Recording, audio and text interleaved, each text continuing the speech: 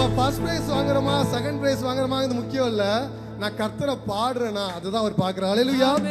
எனக்கு தெரியும், எனக்கு வயசு 27 ஆகுது. நான் ஒரு மூலையில போய் நான் உட்கார்ந்துருக்கலாம். கர்த்தர் எனக்கு என்னைக்காவது ஒரு நாள் ஏதாவது செய்வாரு, நான் இப்படி இருப்போம், அவர் வரும்போது அவர் செய்வாரு, அவருக்கு தோணும் போது அவர் செய்வார். நான் உட்காரல, நான் எழும்பி நின்று புறப்பட்டு போக ஆரம்பிச்சேன். நான் துதிக்க ஆரம்பிச்சேன். நான் ஆண்டவரை நம்ப ஆரம்பிச்சேன். அவர் என்னை ஒரு படியா ஏறி நிற்க பண்ணினார்.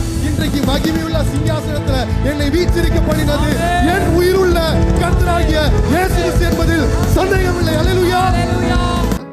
உங்களுக்கு ஒரு விஷயம் தெரியுமா? மொர்தெகாயை மறுநாள் காலையில தூக்க மரத்துல தூக்கி போடணும். ராத்திரி ராஜாவுக்கு தூக்கத்தை கெடுத்தார். ஹல்லேலூயா. ஆமென். மறுநாள் காலையில யோசேப்ப சிங்காசனத்துல ஏத்தணும் அப்படின்னா ராத்திரி ராஜாவுக்கு சொப்பனத்தை வரவிச்சது யாரு? கர்த்தர். இன்றைக்கு நீங்கள் உண்மையை ஆராதிச்சீங்கன்னா உங்களை உயர்த்துறவருடைய தூக்கத்தை கர்த்தர் இந்த ராத்திரியில, ஹல்லேலூயா, இந்த ராத்திரி உங்களை யார் உயரக்கூடாதுன்னு சொல்லி தடுக்கிறாங்களோ அவங்க தூக்கத்தை கெடுத்து அவங்க கையில மகிமையுள்ள கிரீடத்தை கொடுத்து உங்க தலையில அமர பண்ணுவது என் கர்த்தரால முடியும். ஹல்லேலூயா, ஹல்லேலூயா. அப்போ நான் என் ஆண்டவரை துதிக்கும் போது நான் சோகமாவோ ஏதோ பாட்டு பாட துதிக்க கூடாது.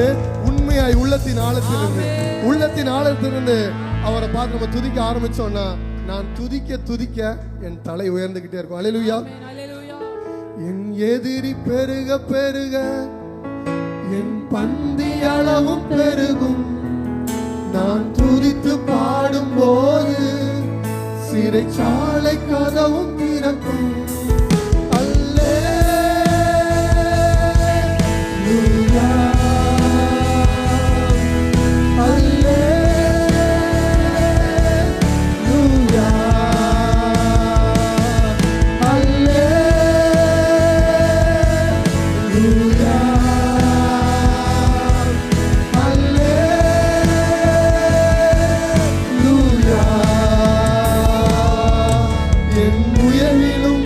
என் தாழ்விலும் என் ஆத்துமா